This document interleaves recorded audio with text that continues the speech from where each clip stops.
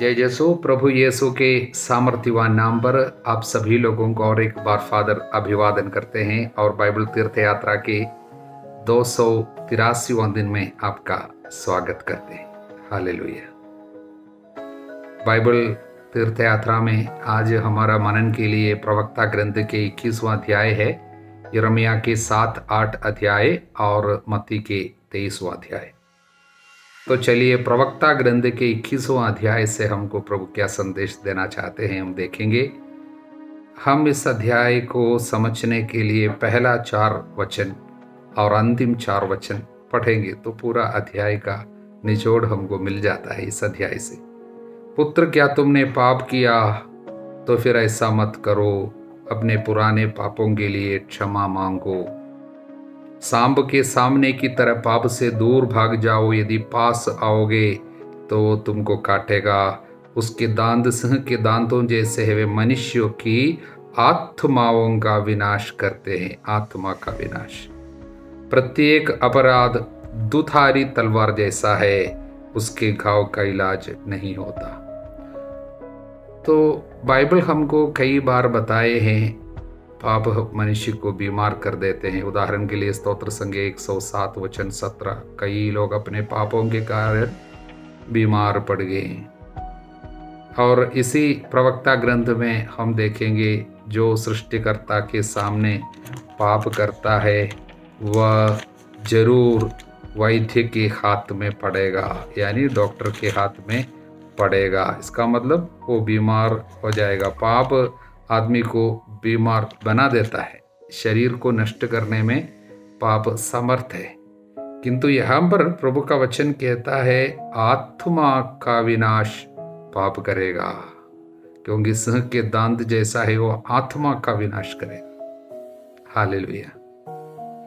इसी वचन को हम प्रज्ञा ग्रंथ के 1:11 में देखते हैं, झूठ बोलने वाला मुंह आत्मा का विनाश करता है।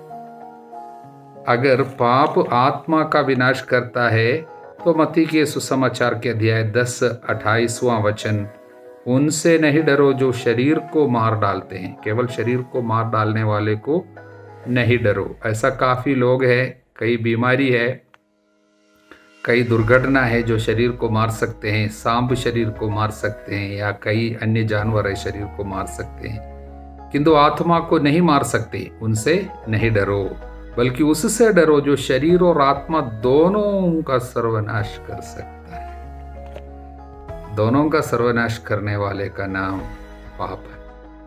हालेलुया।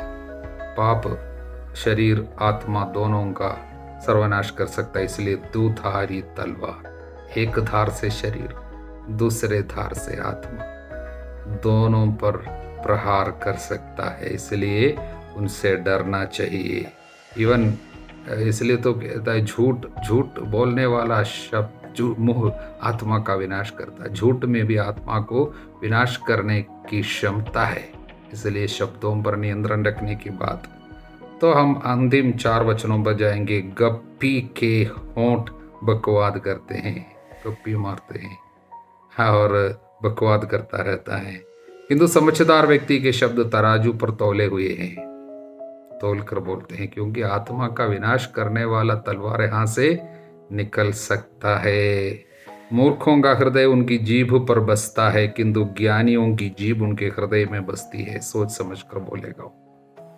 जब दुष्ट अपने विरोधी को कोसता तो वह अपने को कोसता है। एक पापी व्यक्ति किसी को कोसता है, किसी को श्राप देता है, वो अपने ऊपर आ जाता है। आप किसी और को श्राप दिया, वो श्राप लग जाएगा किसको? आपको, क्योंकि पाप आपके अंदर है। हालेलुया। इसलिए सावधान रहना कोसने के बारे में और श्राप देने की बात। निंदा क्या शब्द बोलेंगी वो सब वापस आएगा। चुगलखोर अपने को दूषित करता, चुगली और निंदा और गप्पी, फालतू शब्द, कोसने की बात, ये सब आत्मा का विनाश करने वाली चीज। इसलिए सावधान रहने के लिए प्रभु का वचन हमको बताते हैं। हालेलुया। यही है पहला अध्याय, मतलब प्रवक्ता ग्रंथ का 21वां अध्याय। हालेलुया। यिर्मयाह के ग्रंथ अध्याय 7। मंदिर में जाकर घोषणा करने के लिए प्रभु नबी को भेज रहे हैं। तो इस अध्याय में मंदिर की घोषणा है। मुख्य रूप से 9 संदेश यहां से हम पा सकते हैं, 9 बात इस अध्याय में। पहली बात, विश्वमंडल का प्रभु इस्राएल का ईश्वर कहता, अपना सारा आचरण सुधारो, तब मैं तुम लोगों को यहाँ रहने दूंगा। प्रभु कहता, यदि तुम अपना सारा आचरण सुधारोगे, एक दूसरे को धोखा नहीं दोगे, परदेशी अनाथ विधवा पर अत्याचार नहीं करोगे, यहाँ निर्दोष का रक्त नहीं बहाओगे, अपने सर्वनाश के लिए पराये देवताओं के अनुयायी नहीं बनोगे, तो मैं यहाँ तुमको इस देश में रहने दूंगा। हालेलुया। एक कंडीशन है, अभी एक शर्त है, यहाँ रहना है तो कहना मानना होगा, आपके आचरण को सुधारना होगा। पहली बात। दूसरी बात, उन लोग बार बार कहते हैं ये प्रभु का मंदिर है, प्रभु का मंदिर है, प्रभु का मंदिर है, प्रभु के मंदिर में हम सुरक्षित है। प्रभु के मंदिर के साथ उनकी गहरा रिश्ता पहले से थी। सोचते थे जब तक यहाँ प्रभु का मंदिर है तब तक हम सुरक्षित है। इन लोग झूठी सुरक्षा का अनुभव करते हैं, इसलिए प्रभु कहते हैं शायद तुम्हें बचाने के लिए ये मंदिर यहाँ पर नहीं रहेगी। आप सोचते हैं मंदिर जब तक रहेगी तब तक आपको सुरक्षा है, आपको कुछ नहीं होगा। शायद आपको बचाने के लिए मंदिर भी यहाँ पर नहीं रहेगी। अपने आचरण को सुधारो। तीसरी बात, प्रभु कहता है तुम चोरी, हत्या, व्यभिचार करते हो, झूठी शपथ खाते हो, बाल को होम चढ़ाते हो, बाल देवता को, और ऐसे पराये देवताओं के अनुयायी बनते हो जिन्हें तुम पहले ही नहीं जानते थे। इसके बाद, इतना सब करने के बाद मेरे मंदिर में उपस्थित होते हैं और सोचते हैं हम सुरक्षित है। हालेलुया। इस तरह तुम मंदिर को लुटेरों के अड्डे बना देते हो। अड्डा, लुटेरों का अड्डा मतलब जहां पर लुटेरे आकर अपने को सुरक्षित पाते हैं, वही अड्डा। लूटने वाले बाद में एक सुरक्षित जगह में इकट्ठा होते हैं। इसी तरह तुम लूटपाट करते हो, बहुत गलत गंदे काम करते हो, और मंदिर में आने के बाद अभी हम सुरक्षित है, इस तरह का। तो इस तरह मेरे मंदिर को लुटेरों के अड्डे बना देते हो। मैं तुमसे कहता हूँ, मैं तुम्हारे आचरण को देखता हूँ, अब ऐसा नहीं होगा, अब ऐसा करने में नहीं दूंगा।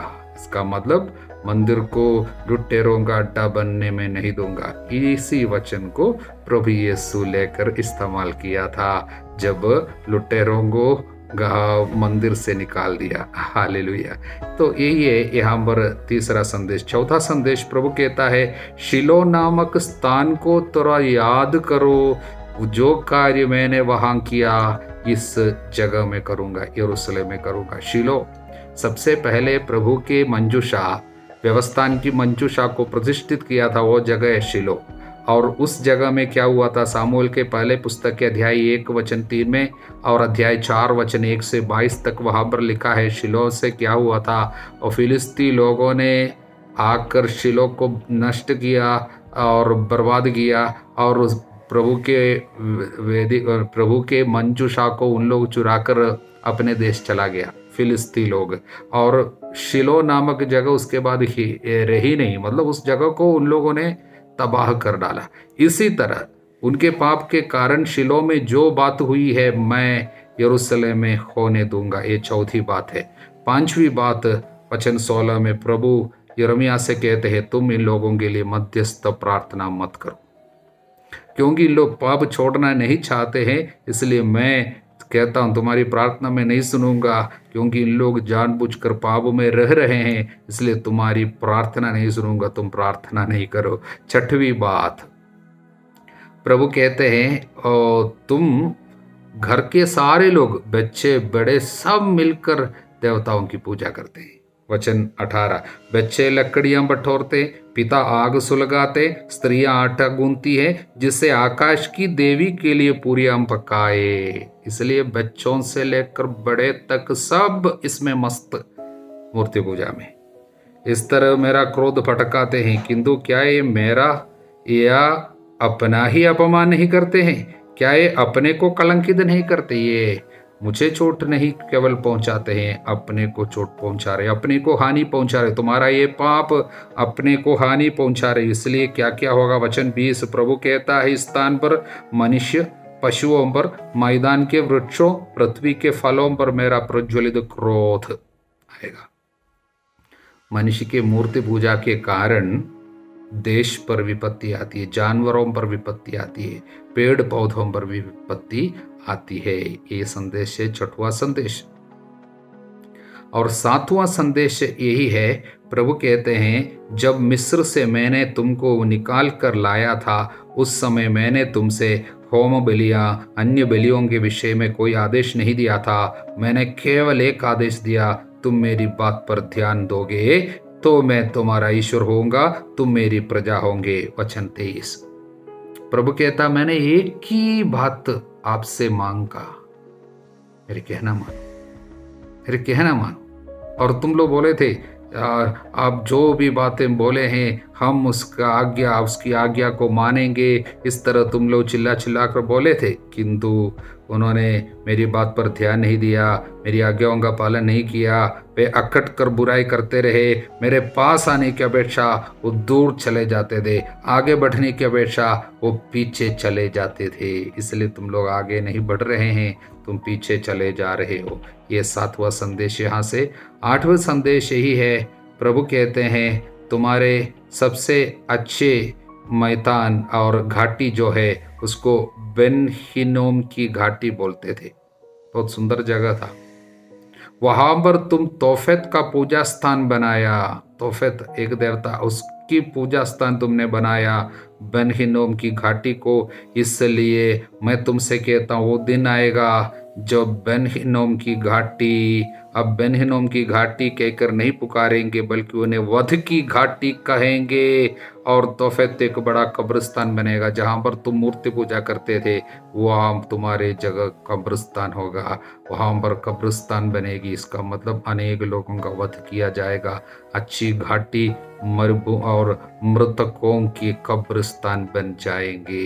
ये प्रभु उनको एक चेतावनी दिया। और नौवीं बात यह है, आनंद दुख में तुम्हारा बदल जाएगा। आखिरी वचन 34वां वचन, मैं यूदा के नगरों यरूशलेम की गलियों में प्रसन्नता एवं आनंद की ध्वनि और वर वधु की गीत समाप्त कर दूंगा, क्योंकि समस्त देश उजाड़ हो जाएगा, आनंद दुख में बदल जाएगा। यह संदेश भी प्रभु उनको एक चेतावनी के रूप में दे रहे हैं। हालेलुया। 8वां अध्याय यिर्मयाह के ग्रंथ का। इस अध्याय में भी पाप के कारण यरूशलेम पे आने वाली विपत्तियों का विवरण है। मुख्य रूप से 7 संदेश इस अध्याय में है।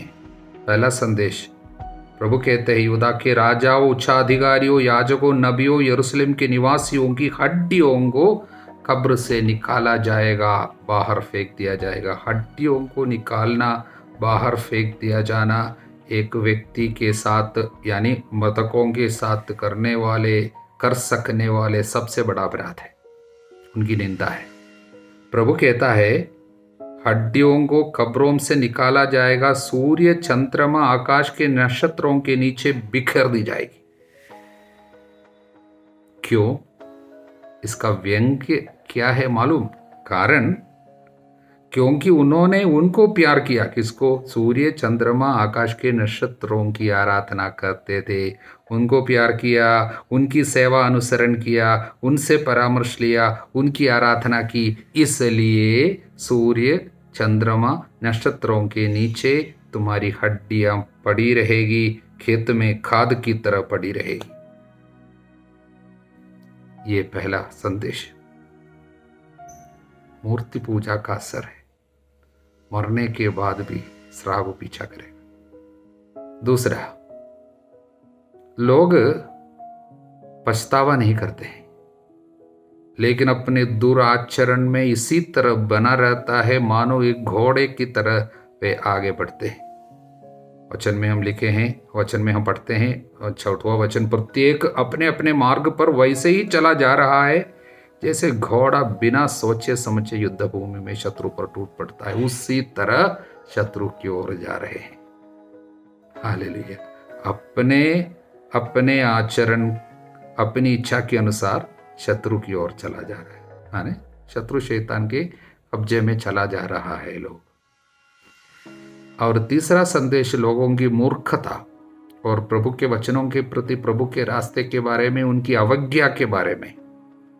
वचन 7 में लिखा है, आकाश का लगभग सारे पक्षी अपने प्रव्रजन का समय जानता है।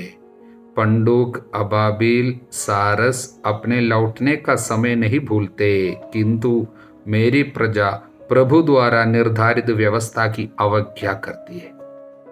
पक्षी भी नहीं करते हैं इस तरह अवज्ञा, समय का वो पालन करता है। उनको मालूम है कब है उनका समय, लौटने का समय कब है।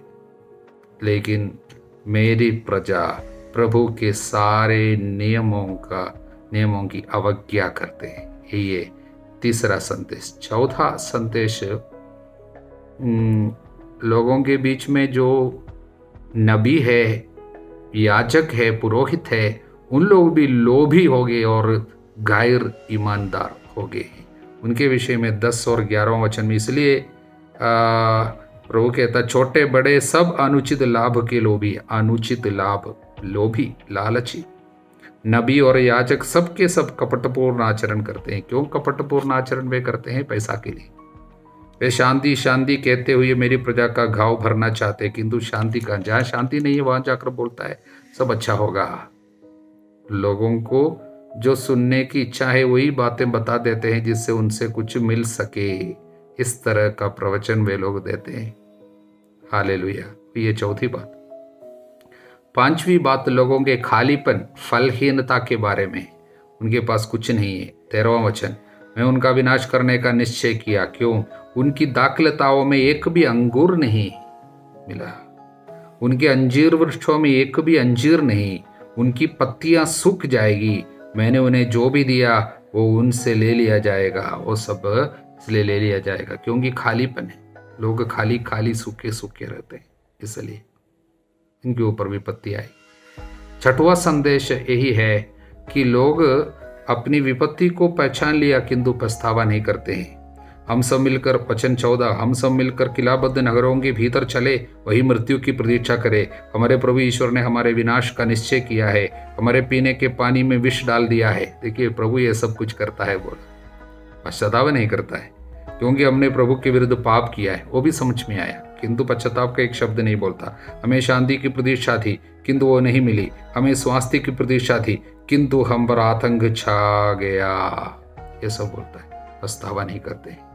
और अंतिम बात यह है कि प्रभु के सेवक, ये नबी बहुत दुखी है। लोगों के ऊपर आने वाली विपत्ति के कारण नबी दुख और तकलीफ से होकर जा रहे, जूझ रहे। उनके अंदर बहुत ज़्यादा दुख। वो बता रहे, अपने लोगों की विपत्ति के कारण मेरा दिल टूट गया। वचन 21, मैं शोक मना रहा हूँ। वचन 18, मेरी पीड़ा असाध्य है, मेरा दिल टूट गया। क्यों? ये लोग पश्चाताप नहीं कर रहे हैं। लोगों के ऊपर विपत्ति आ रही है, विपत्ति आती हुई नबी देख रहे हैं, इसलिए नबी रो रहे हैं। उसका दिल दुखी है। यह नहीं सोचता अच्छा है उन सभी लोग मरने दो, इनके ऊपर विपत्ति आने दो, ऐसा नहीं बोलता है। भले ही विपत्ति का विवरण तो सुनाते हैं, चेतावनी तो देते हैं, लेकिन अकेले में जाकर रोते हैं। एक नबी, एक पुरोहित इस तरह होनी चाहिए। लोगों के दुख उनका दुख बनना चाहिए। लोगों की विपत्ति पर वो रोता है, बोझ के साथ प्रार्थना करते, रोते। ये यिर्मयाह नबी। इस तरह 7-8 अध्याय हम लोग देख लिया। प्रभु को धन्यवाद। मत्ती के सुसमाचार के 23वां अध्याय, शास्त्री और फरीसियों के पाखंड के विषय में प्रभु प्रकट करते हुए उन्होंने दंड की घोषणा कर रहे हैं। हम पहले 3 वचन इस समय पढ़ेंगे। उस समय ईसा ने जनसमूह तथा अपने शिष्यों से कहा, शास्त्री और फरीसी मूसा की गद्दी पे बैठे हैं, इसलिए वे तुम लोगों से जो कुछ कहे वो करते और मानते रहो, परंतु उनके कर्मों का अनुसरण ना करो। इसका अर्थ क्या है? एक अधिकारी, उसका अधिकार प्रभु से है, इसलिए वो जो कुछ तुमसे कहे उसको मानना, सुनना कहना मानना, परंतु उसके कर्मों को नहीं देखना। इसका संदेश क्या है? एक व्यक्ति, एक अधिकारी, शायद पुरोहित हो, धर्म बहन हो, कोई नेता हो, राजनीतिक दल नेता हो, शायद प्रधानमंत्री हो या मुख्यमंत्री हो, कोई भी हो, उनका जो अधिकार है वो प्रभु से आया हुआ है। क्यों? रोमियों के अध्याय 13 वचन 1, 2, 3। ऐसा कोई अधिकार नहीं जो ईश्वर का दिया हुआ ना हो। वर्तमान अधिकारियों की व्यवस्था ईश्वर द्वारा की गई है, इसलिए उनका अधिकार ईश्वर से दिया हुआ, इसलिए उनकी बात मानते रहो, उनके कर्मों को मत देखो। इसलिए एक अधिकारी शायद पापमय जीवन बिताता होगा, वो प्रभु के वचन पर चलने वाला नहीं होगा, फिर भी उनके द्वारा ईश्वर अपनी इच्छा प्रकट कर सकते हैं। इसलिए उनकी कहना मानो। पाप छोड़कर अन्य सभी बातों में अधिकारियों की कहना मानना चाहिए, और उनके स्वभाव को देखने की जरूरत नहीं, वो प्रभु देखेगा, वो प्रभु का कार्य। इसलिए एक अधिकारी पे ईश्वर की इच्छा प्रकट होती है। ईश्वर की पवित्रता शायद प्रकट नहीं भी हो सकती है, प्रकट हो भी सकता है। हालेलुया। इसलिए काइफास के द्वारा, पिलातुस के द्वारा यीशु के लिए पिता की इच्छा तो प्रकट किया गया, लेकिन उनमें ईश्वर की पवित्रता तो नहीं थी। हालेलुया। इस तरह अधिकारी पवित्र नहीं है, इसलिए हम उनकी कहना नहीं मानेंगे और उनका विरोध करेंगे, इस तरह हम बोल नहीं सकते हैं। हालेलुया। आगे वचन 5, वे हर काम लोगों का ध्यान आकर्षित करने के लिए ही करते हैं। फारिसी और शास्त्रियों का सबसे बड़ा पाप यही था, लोगों का ध्यान आकर्षित करने के लिए करते हैं पाखंड। हृदय में कुछ नहीं, प्यार नहीं। कोई भी कार्य करेगा उसमें हृदय की, दिल की छाप नहीं है, बल्कि सब दूसरों का ध्यान आकर्षित करने। इसी को पाखंड कहता है, दिखावा, ड्यूप्लिसिटी। इस पाप को प्रभु कई बार बाइबल में फटकारा है। इसलिए फारिसी शास्त्री जब भी पास आए हैं, प्रभु के शब्द बहुत ही कठोर शब्द निकला है। देखिए, प्रभु के मुंह से हमेशा ज्यादातर बहुत ही शांत वचन, अच्छा वचन, और दूसरों के दिल को सुकून देने वाला वचन निकला है यीशु के मुंह से। लेकिन एक बात हम लोग ध्यान दे सकते हैं पूरे सुसमाचारों में, जब भी ये लोग फारिसी शास्त्री लोग पास में है, यीशु का शब्द बदला है, कठोर शब्द बोला है। कैसे शब्द बोला है? पाखंडी, अंधे और कपटी और मूर्ख और पुती हुई कब्र की तरह, और सांब के करैतों के बच्चे, और तुम विपत्ति से कैसे बचोगे, नरक की आग से तुम कैसे बचोगे, हत्यारे। इस तरह का शब्द प्रभु कई बार इस्तेमाल किया। मूर्ख बोले कई बार। कारण क्या है? इनके दिल में कोई सच्चाई नहीं। यहां तक कि प्रभु ने एक बार कहा, उन्हें छोड़ दो। मत्ती के सुसमाचार के अध्याय 15 वचन 14 में उनके विषय में कहा, उन्हें छोड़ दो, वे अंधों के अंधे पथ प्रदर्शक है, उन्हें छोड़ दो। इस तरह का शब्द भी बोला।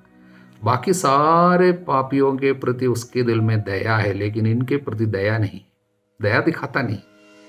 कारण एक ऐसा पाप है जो बचने के लिए बहुत मुश्किल है। ऐसा पाप है तो, क्योंकि वे कभी स्वीकार नहीं करेगा, पछतावा नहीं करेगा, दिखावा है जीवन पूरा।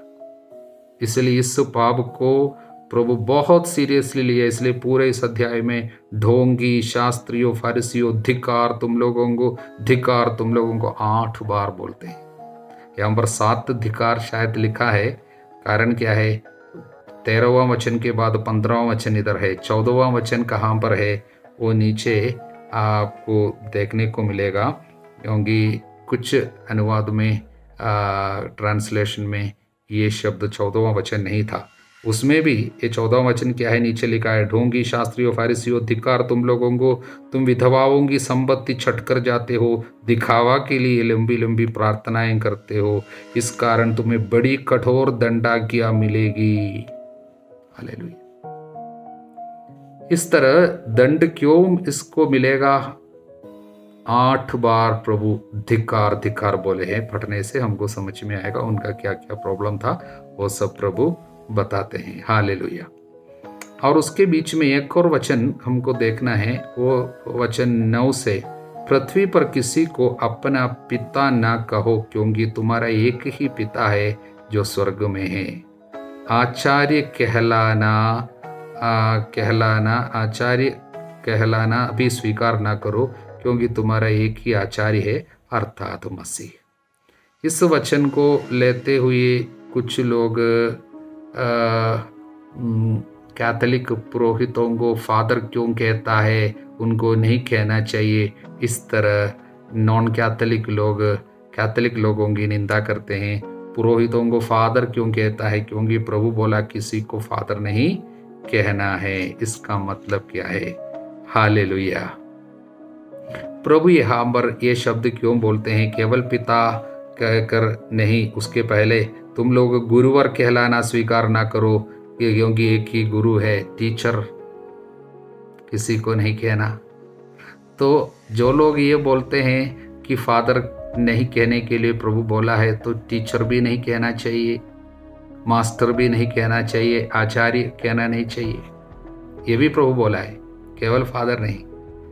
वास्तव में क्या प्रभु यहाँ पर ये चाहा था कि वास्तव में किसी को फादर ना बुलाए या टीचर ना बुलाए?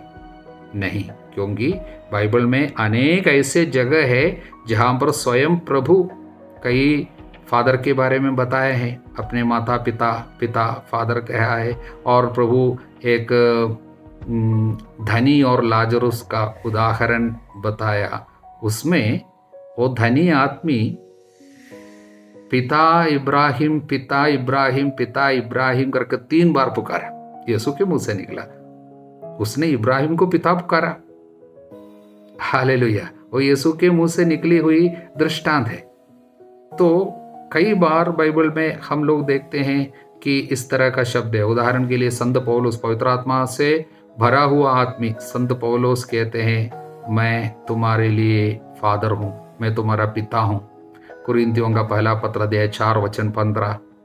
तो उसने कैसे कहा, मैं पिता हूँ, I am father for you. फिलिपियों के अध्याय 2 वचन 22 में भी वो कहता है, मैं आपका फादर हूँ। हालेलुया। और वो अपने को गुरु माना है, आई एम ए टीचर, मैं तुम्हारा टीचर हूँ। तिमोथी का पहला पत्र अध्याय 2 वचन 7, तिमोथी का दूसरा पत्र अध्याय 1 वचन 11, वहाँ पर टीचर अपने को कहा है। ये कैसा है? हालेलुया। मतलब प्रभु यहाँ पर आध्यात्मिक घमंड को धिक्कारता था। फारिसी और शास्त्रियों के आध्यात्मिक घमंड, वे घमंडी थे। वो हमेशा चाहते थे कि हमको सभी लोग आदर करें, हमको सभी लोग रब्बाई कहे, गुरुवर कहे, हम लोगों को पिता कहे, हम लोगों को मास्टर कहे। इस तरह चाहते थे और उसी पे आनंद मनाकर बैठते थे। इसलिए प्रभु इस बात को कहा। लेकिन आप किसी को फादर मत कहो, अगर बोला है तो आप अपने जन्मदाता को, पिता को भी पिता नहीं कह सकेंगे। आपको जो शिक्षा देते हैं उनको टीचर नहीं कह सकेंगे। लेकिन प्रभु क्या चीज मना किया है? जो व्यक्ति इस तरह का आदर सम्मान, आध्यात्मिक सम्मान, आदर सब पाने के लिए उत्सुक रहता है, उन बातों को प्रभु मना किया है। हालेलुया।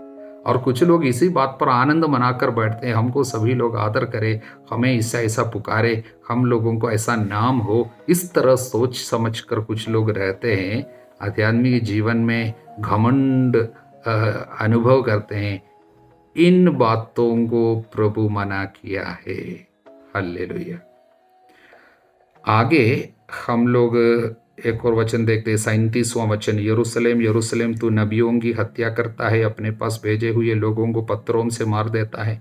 मैंने कितने बार चाहा तेरे संतान को वैसे ही एकत्र कर लूं, जैसे मुर्गी अपने चूजों को अपने डायनों के नीचे एकत्र कर लेती है, परंतु तुम लोगों ने इनकार कर दिया। देखो तुम्हारा घर उजाड़ छोड़ दिया जाएगा, प्रभु यरूशलेम में कुछ ही साल के बाद आने वाली विपत्तियों को देखते हुए रो रहा है अंदर, क्योंकि यरूशलेम में सच में विपत्ति आ रही है। उसके बाद उनका मंदिर जला दिया गया था रोमी लोगों के द्वारा, बहुत बड़े मात्रा में लोग मर गए, और ये यीशु के जाने के शायद 40 साल के अंदर ये घटना हुई। उसको प्रभु देखकर दुखी हो रहे हैं, मातम मना रहे। लेकिन इसका एक और आध्यात्मिक अर्थ है। यरूशलेम शायद एक परिवार से प्रभु कह रहे हैं, एक परिवार को यरूशलेम की दर्जा दिया जा सकता है। तो नबियों की हत्या करता, अपने पास भेजे हुए लोगों को पत्थरों से मार दिया। नबियों की हत्या किया। हमने पिछले दिन देखा नबी, कब प्रभु ने किसी को नबी बनाया था? माँ के गर्भ में रचने से पहले मैंने तुम्हें नबी बनाया था, प्रभु ने रमेश नबी से कहा था। तो नबियों को तुमने मार डाला, अपने पास भेजे हुए लोगों को तुमने मार डाला। एक परिवार से प्रभु कह रहे हैं, तुम्हारे पास मैंने कई लोगों को भेजा, उनमें कुछ लोग नबी थे, कुछ लोग धर्मी थे, कुछ लोग पुरोहित बनने वाले थे, तुमने उनको मार डाला। शायद एक परिवार से प्रभु कह रहे हैं, यदि उस परिवार में हत्या हुई है, गर्भपात हुआ है, तो उस परिवार से प्रभु कह रहे हैं, मैंने तेरे संतानों को इस तरह इकट्ठा करना चाहा जैसे मुर्गी अपने चूजों को डायनों तले एकत्र करती, उसी तरह तुम्हारे बच्चे हो जाए मैंने चाहा था। तुम्हारे घर में शायद 5 बच्चे हो मैंने चाहा, 4 बच्चे हो मैंने चाहा, लेकिन तुमने एक भी नहीं मानी। तुमको बच्चा नहीं चाहिए था, तुम 1 बस 2 बस बोल के बाकी लोगों को इनकार किया। इसलिए क्या होगा? तुम्हारा घर उजाड़ छोड़ दिया जाएगा। घर उजाड़ छोड़, सूखापन, खालीपन, क्योंकि जितने संतानों को मैंने तुमको देना चाहा तुमने इनकार किया, इसलिए खाली खाली सूखा सूखा जीवन बिताएगा। मैं तुमसे कहता हूं, अब से तुम मुझे नहीं देखोगे जब तक तुम ये ना कहोगे, धन्य है वह जो प्रभु के नाम पर आते हैं। मेरा अनुभव तुम नहीं करोगे तुम्हारे घर में, मेरी उपस्थिति का एहसास तुम नहीं करोगे। कब तक? जब तक तुम ये नहीं कहोगे, धन्य है वे जो प्रभु के नाम पर आते हैं। मतलब क्या है? तुम बच्चों को स्वीकार करने वाले बनो, मतलब प्रो लाइफ बनो। यानी धन्य है वे जो प्रभु के नाम पर आते हैं। कौन प्रभु के नाम पे आते हैं? हर संतान, हर बच्चे प्रभु के नाम पे आते हैं। यीशु ने कहा, एक शिशु को मेरे नाम पे स्वागत करने वाला मेरा ही स्वागत करता है। बोला कि नहीं? बोला है। इसका मतलब तुम तब तक मुझे नहीं देखोगे जब तक तुम ये नहीं कहोगे, धन्य है वे जो प्रभु के नाम पे आते हैं। तुमको बोलना होगा कि बच्चे अनुग्रहित है, आशीषित है, घर के लिए संतान आशीषित है। तुमको बोलना होगा, हमने गलती किया, हमारे जीवन में हमने संतानों को स्वीकार नहीं किया, इस तरह तुमको स्वीकार करना होगा, पछतावा करना होगा, और बाकी लोगों से कहना होगा बच्चों को स्वीकार करना, क्योंकि बच्चों को स्वीकार करने वाले प्रभु को ही स्वीकार करते हैं। इस तरह तुम दूसरों के सामने प्रो लाइफ जब तक नहीं बनेंगे, पछतावा नहीं करेंगे, तो अपने कुकर्म के लिए बच्चों को नहीं चाहिए बोलने की इस पाप के लिए, जब तक तुम पछतावा नहीं करोगे, मेरा एहसास जीवन में तुम मेरा अनुभव नहीं करोगे, तुम मुझे नहीं देखोगे तुम्हारी प्रार्थना में, और तब तुम तुम्हारे घर में तुम मुझे नहीं देखोगे। ये संदेश, आध्यात्मिक संदेश, इसमें छिपा हुआ एक संदेश है, स्पिरिचुअल मीनिंग।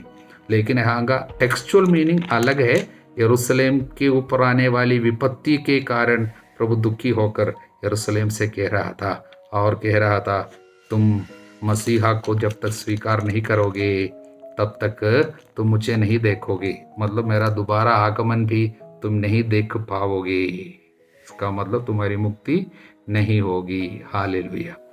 प्रभु यीशु मसीहा की कृपा, ईश्वर का प्रेम, पवित्र आत्मा का साहचर्य आप सभी लोगों के साथ बनी रहे, अब सदा सर्वदा अनंत काल तक। आमीन। जय यीशु।